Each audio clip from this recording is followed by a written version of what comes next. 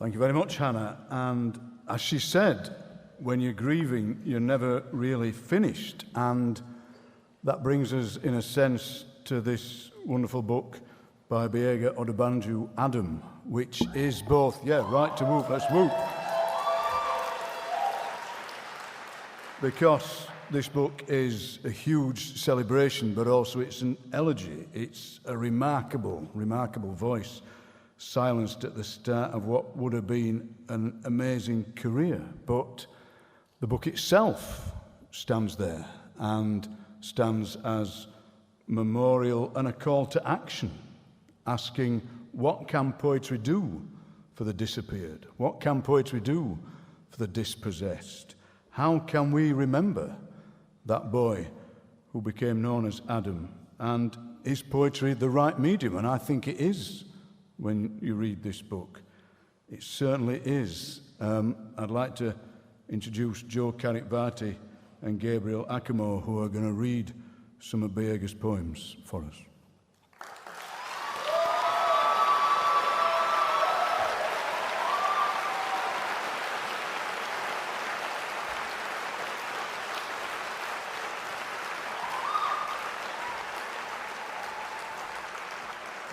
Oh boy, thank you T.S. Eliot Prize, everyone involved. Thank you Ian, thank you fellow readers. Thank you shortlisted poets, including and especially Biega. Okay, we're going to read a couple poems each. The first poem I'll read will be the title poem. Adam. First and foremost, thank you to the coast, because without the coast, how do we move from here to there? How does the boy land in Germany where an adult, maybe a woman, buys a pair of orange shorts from Woolworths? Thank you to those who circumcise within the first few days, meaning when I look at his self, I know he is from Benin City. I know from Benin City they took him to Hamburg. Thank you, Joyce, who he was handed over to and who brought him to London, who after years said, this is Ikponwosa, who a year later said, actually, this is Patrick. Thank you, Joyce. Maybe before it all happened, you heard the boy coughing and gave him medicine. Maybe the medicine put him to sleep. Maybe that's when, thank you for doing what you were told to do. Maybe telling them to make it quick, telling them to start with his neck. Thank you, ceremony. Thank you, tradition. Thank you, river, where he was seen the last time, the first. Thank you to the man who found him. Thank you, orange shorts, for covering what shame he had. Thank you to the men in uniform who named him Adam, because he was the first they'd seen, because all of him was torso, was body, was ribs, because they knew Adam was where knowing began. The second poem is arrangements. It goes like this. 1, 2, 3, everybody blow your trumpets, na, na, na, na, na, na, na, that's it. Now, percussion from the left echoing against the half hollow of the coffin.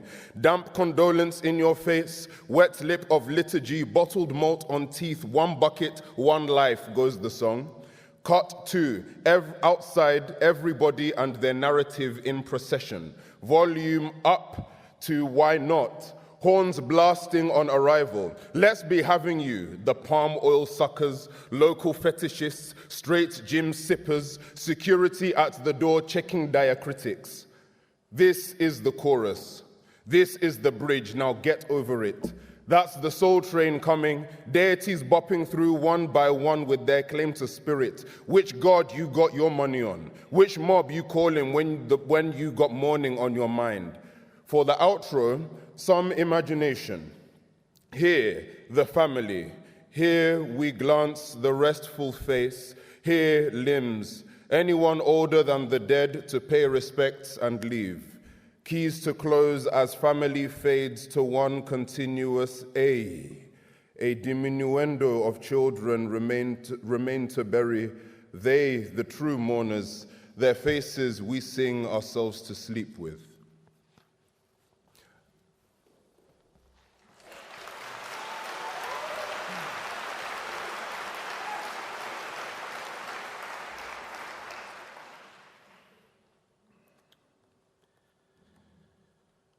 Boyega, my bro, I love you so much.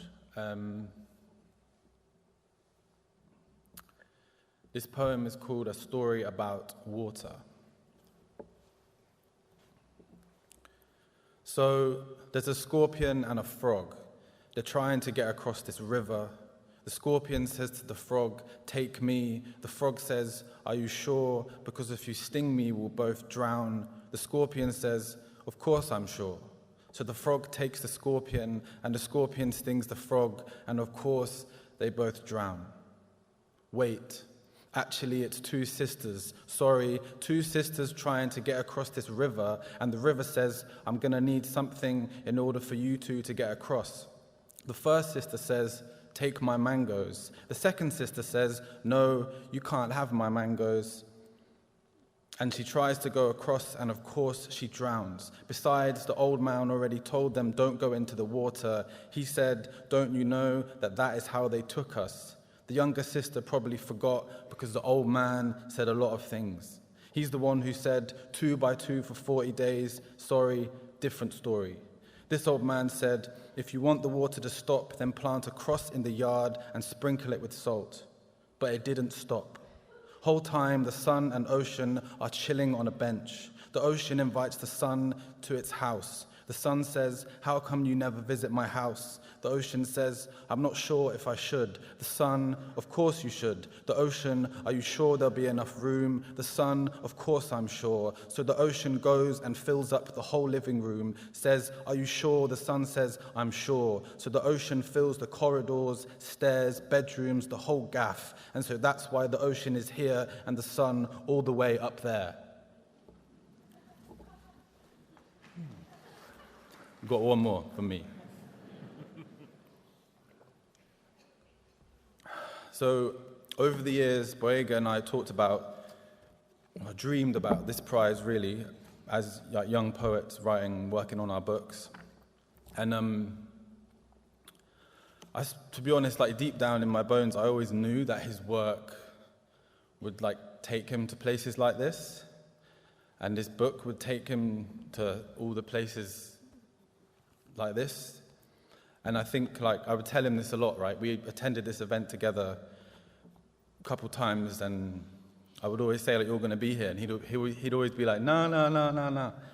But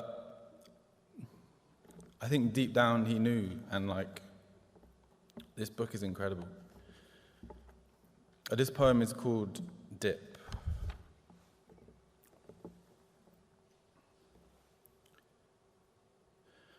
Pastor, wet me down, please today undo me. When I was younger, I got pulled bawling from the tub. I would soak till I was pruned and let the lukewarm stew me.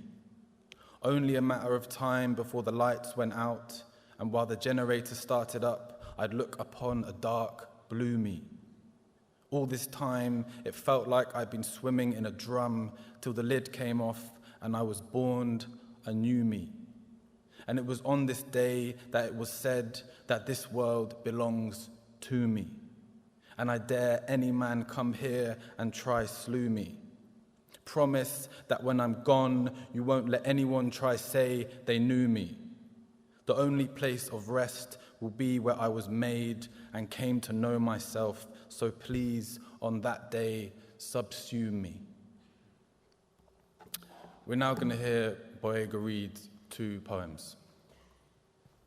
In the archives, standing on the corner of here and there, living dead as we could ever, living like free of air and full of ways to breathe, dead like literally underwater, vibing pretty darkly, our shades still on, because this the night beneath the night, the life beneath the living, this the land where streets are paved with cousins, we so inherent in this matter, every man eating in every kitchen across the city, so cross-orbital. This the last day of summer, so we gather our uneaten yams and feed ourselves a liberty. We dress up as each other, we bear each other's names. Someone says, I knew your girl, asks if Bob's your uncle. No, your uncle's Adam, your mother Adam floating, your cousin Adam bleeding in the masquerade, and still there's more arrivals. They're greeted with cups of river and given a week to change their names to Adam. We phone our loved ones. We tell the pregnant we've been reading the book and might have found the perfect name. So what of tradition? This is not our country. This is not a country. It's a burnt CD and a track list we've written ourselves. A potted history of East. In the beginning, it was a gush of us and we came from all over. Life was a bowl of cherries, one room and it was good. Kept the cardamom in the cupboard above the bagels. 6 pence I'd make on an alright day, then war came. Took me and my brothers. The women built an estate for our ghosts. We manufactured Fords and drove them to the city gates demanding to be let in. Back then it was simple. Sure, we weren't squeaky clean, but we were easy. Always punch up, we said. No point nicking some bloke's ped when the factory owner's balling in his 4-door, but then a sweet one makes you settle down a bit. Landlord gets the ump, so you find another room. Store the polenta next to the cassava flour. Get the jobs where you can. Someone's left their lamb leg in the pub again. This not where Eden is, not where the sun rises. Developers calling it Barcelona on Thames now. Councils say Dagenham Leo is alive and well. It's cold as stale chips, but the ice cream van is still going off and we're laughing. We never unpacked, been hoarding before it was popular. So far east, it's west to another man. No bells here, still we move, almost back where we left now.